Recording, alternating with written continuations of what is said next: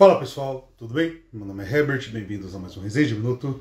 E hoje vamos conversar um pouquinho sobre o filme chamado Memórias de uma Geisha.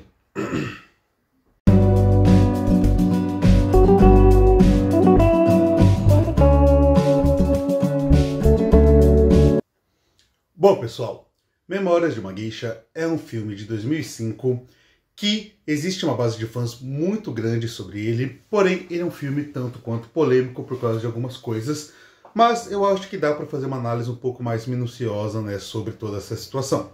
E eu resolvi fazer um vídeo sobre esse filme, primeiro porque eu gosto dele, apesar dos pesares, e porque ele, né, tá entrando no catálogo da Netflix na próxima quarta-feira. Ou seja, esse vídeo vai sair na terça-feira, na meia-noite, né, de terça para quarta, como não é um original da plataforma, já vai estar lá disponível. Então vamos conversar um pouquinho sobre a obra, caso vocês tenham interesse em assistir. Mas antes eu convido vocês a se inscreverem no canal, caso não sejam inscritos ou inscritas, por favor, isso me ajuda demais, o canal tá dando uma caída, quem puder inscrever e ainda não for inscrito, eu agradeço muito. Dê, né, um likezinho, porque o like de vocês ajuda demais, vocês não têm noção quanto ajuda, bem como dê uma olhadinha nos links da descrição. Sem mais delongas então, vamos começar com a sinopse.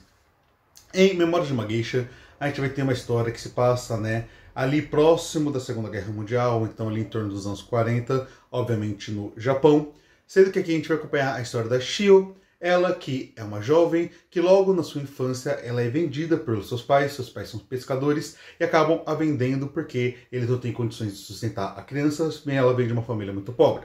Ela é vendida, né, por uma senhora que é dona de uma casa, que é casa de geishas. Vamos aqui então contextualizar o que é uma geisha. Basicamente, geisha é uma mulher que acaba tendo várias especialidades em artes diferentes e acabam, né, sendo pagas para poder ali, né, digamos assim, entreter e fazer companhia para homens, principalmente, né, não necessariamente só homens, mas principalmente homens do alto escalão financeiro e também de poder dentro do país. Então, elas vão saber, por exemplo, dançar, vão saber muitas vezes cantar, e até mesmo, que eu falei, são dotadas ali no sentido de conversar, como eu falei, fazer companhia, bater um papo, que dentro da sociedade japonesa, principalmente naquela época, era algo que era muito utilizado por essas pessoas. Só que para você se tornar uma geisha, você precisa passar por grandes treinamentos, afinal de contas, ninguém nasce sabendo dançar, etc. E é um treinamento com muita rigidez. Dentro dessa casa onde ela passa a viver, ela vai ter, digamos assim, rixas, confrontos com geishas mais velhas do que ela, que tem muito mais autoridade e também respeito dentro do local. Respeito, digo assim, né, moral, as pessoas escutam o que ela fala, bem como, né, e o nosso personagem principal vai ter, né, dificuldades em relação a um fato que ela, ali ainda na sua adolescência, acaba se apaixonando de uma paixão platônica por um cara, né, do alto escalão, como eu falei, financeiro, que é conhecido como presidente.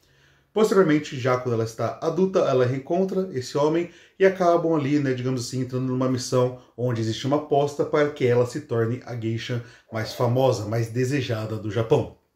Basicamente, a sinopse é essa, não vou mais me adentrar especificamente na história em si, porque todo esse romance melodramático, eu acho que cabe, né, vocês assistirem para poder acompanhar qual é o desenrolar da história desses dois personagens.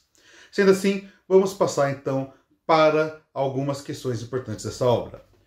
Vale salientar que esse é um filme que ele é uma adaptação de um livro lá da década de 90, que foi um best-seller, vendeu mais ali de 4, 5 milhões de cópias no início dos anos 90, então tinha ali bastante respaldo, já tinha um público, né, que estava a fim de assistir. E no caso, esse foi um filme que teve os direitos autorais comprados pelo Steven Spielberg, que colocou muita gente ali, né, da sua patota, gente ali de sua confiança, para poder trabalhar na obra. Não foi ele que dirigiu, ele acabou desistindo desse projeto, mas ele deixou, né, para conhecidos dele, amigos dele. Como, por exemplo, o Rob Marshall foi o cara que dirigiu o filme, ele era o cara que estava, né, em ascendência na Broadway, tinha feito vários espetáculos, inclusive tinha feito a adaptação de Chicago para os cinemas, que foi um filme que ganhou o Oscar, e ele acabou ganhando o Oscar também na época. Então, era um nome muito em alta, apesar da direção de Memórias de uma Geisha ser uma direção bem razoável. Nada que salte aos olhos, mas é algo que é funcional apenas. Além do fato, né, da gente ter uma trilha sonora composta pelo John Williams e também muita gente talentosa trabalhando aqui nesse filme. Ocorre que ser uma superprodução desse tamanho não camufla, né, os defeitos que o filme tem, principalmente em relação a respeito às suas origens, né, no caso, respeito às suas origens japonesas, que foi o que mais pegou em relação ao filme lá quando ele foi lançado, principalmente no Japão. Falando em Ocidente, o filme fez sucesso, o filme foi grande bilheteria, inclusive se entrar, por exemplo, no IMDb, vai ver que o filme tem mais de 100 mil avaliações e uma nota 7,5. Então, ele é bem quisto no geral. Porém, Na Ásia, mais especificamente no Japão, o filme sofreu várias críticas por alguns motivos específicos.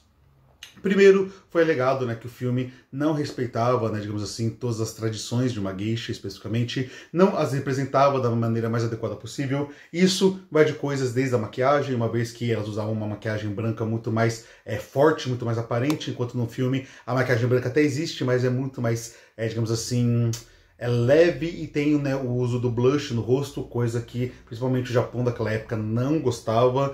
Tem uma questão, né, do decote nos kimonos, tanto na parte da frente como na parte das costas, que o povo japonês no geral não gostou disso, porque não era assim que as mulheres, né, as geishas, se portavam na época, bem como existe uma descaracterização, principalmente na dança Sayuri, que foi apresentada ali, tanto na questão de descaracterização do figurino, bem como na dança, já que tanto o figurino quanto o estilo de dança foram danças mais contemporâneas, foram, né, estilos mais contemporâneos de se vestir também, que não existiriam naquela época. Mas uma das coisas que mais entraram em voga ali na discussão foram duas coisas. Vamos lá. A primeira, que é a questão, né, de que dentro desse filme existem atores japoneses? Sim.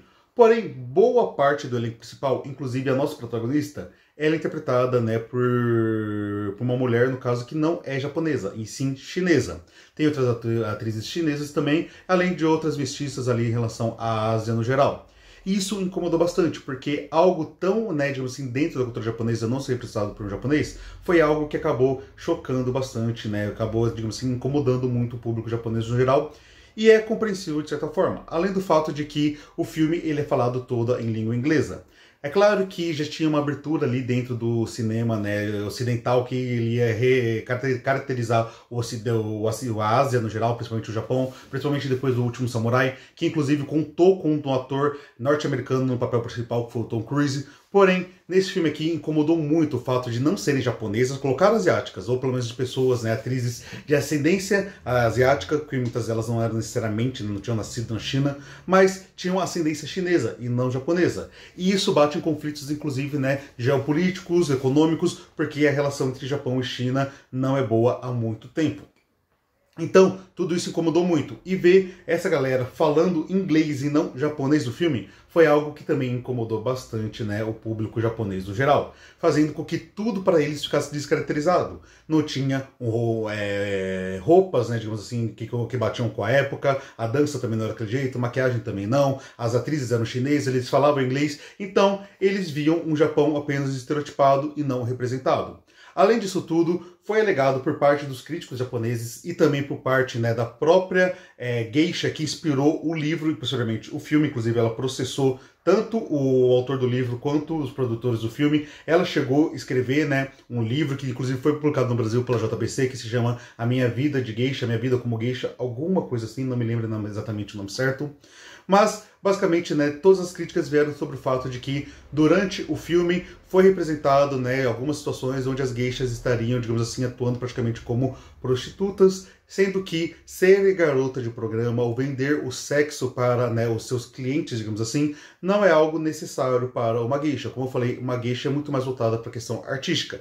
Se ela vai ter algum tipo de relação sexual com, né, o cliente ali, com o homem com quem ela está trabalhando, aí é entre eles. E não cabe, né, as outras pessoas ficarem julgando isso e estereotipando. Porém, o Ocidente acabou criando, né, muito uma visão de geishas como, né, garotas de programa, principalmente pelo fato de que, após a Segunda Guerra Mundial, o Japão entrou, né, numa crise muito grande, e como teve, né, a ocupação americana dentro do local, foi muito comum, né, soldados americanos, pessoas, né, norte-americanas, estadunidenses que estavam no território japonês, verem geishas ou ex-geishas tendo que recorrer, né, à questão da prostituição, porque o Japão estava quebrado, o Japão estava numa situação pós-guerra, tinha acabado de sofrer, né, ataque de bombas nucleares, inclusive vindos dos próprios Estados Unidos. Então é um recorte muito específico que muitas vezes o estadunidense, né, o Ocidente no geral, acabou absorvendo como se tudo aquilo, né, as geishas se resumissem aquilo. E não é. Além do fato de que aí, né, uma questão de crítica em relação tanto ao pessoal do Japão quanto ao pessoal, né, do Ocidente, que fala, né, disso, da questão da garota de programa, da prostituição, etc.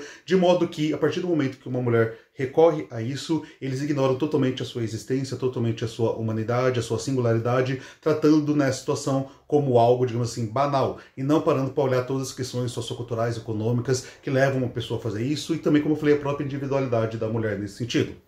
Mas, enfim, Todas essas questões fizeram com que esse filme, ele seja um filme clichê melodramático? Sim. Porém, ele é um filme clichê melodramático que funciona muito bem. Como eu falei, ele é uma super produção e se passa, né, num ambiente diferente, um Japão, o que por si só já é algo atrativo. Mas ele tem todas essas questões que merecem ser pontuadas, porque no final das contas houve sim uma descaracterização e também uma estereotipização do Japão no geral. Apesar de que, como eu falei, algumas coisas podem ter pesado um pouco mais a mão aqui, outra ali, mas é plenamente possível entender, né, o lado da crítica e também do povo japonês que não gostou desse filme. Sendo assim, qual que é a minha recomendação?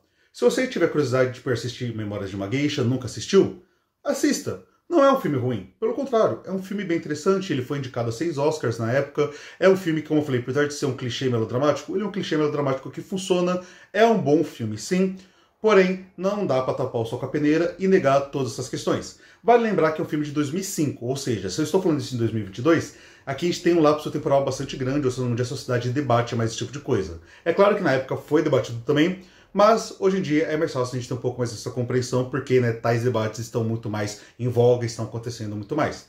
Então, eu acho que dá para assistir o filme e ter um olhar crítico, dá para gostar e mesmo assim não negar. Como é o meu caso, eu gosto de Memórias de uma Geisha, mas não nego todos esses defeitos que ele tem, e ainda tenho o olhar, né, com o fato de que ele é um filme lá do início da década de 2000, onde o mundo era outro, a percepção era outra, e provavelmente se esse filme fosse ser feito hoje, ele seria feito de forma diferente, com muito mais respeito. Sendo que, lembrando que na época, já para Hollywood, né, fazer um filme inteiro com atores e atrizes asiáticos, sejam eles japoneses ou não, já era algo marcante, já que o filme estreou em grandes salas de cinemas dentro do próprio Estados Unidos. Então foi um passo para o cinema de hollywoodiano. Talvez ele não tivesse preparado para um passo maior na época. Como eu falei, quem sabe hoje em dia. Enfim, pessoal, era isso que eu queria comentar com vocês hoje. Espero que vocês tenham gostado. Se gostaram, se inscreve no canal, deixa o like, comenta e compartilha se puder, porque tudo isso me ajuda demais para o canal crescer no YouTube. Na descrição tem minhas redes sociais e o link para os meus livros. Eu vejo vocês no próximo vídeo. Fiquem bem, até a próxima. Tchau, tchau!